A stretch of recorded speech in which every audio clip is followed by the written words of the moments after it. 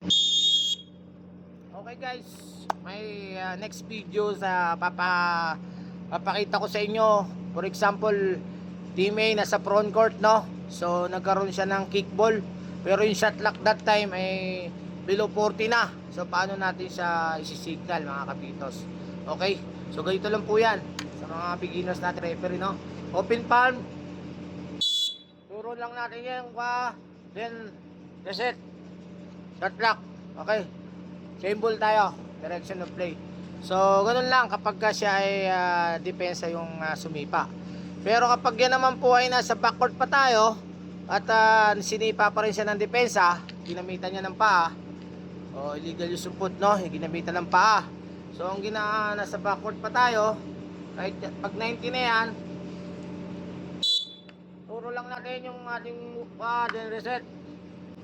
24 naman ang ating shot clock kapag nasa backcourt, pag yun ang nangyari.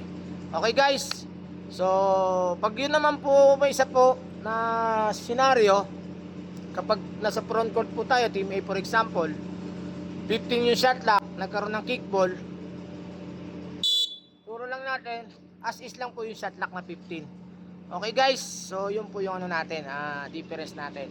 Kapag below 14 sa front court, below 24 sa backcourt, tapos 15 shot clock sa front court, nagkaroon ng kick, as is lang.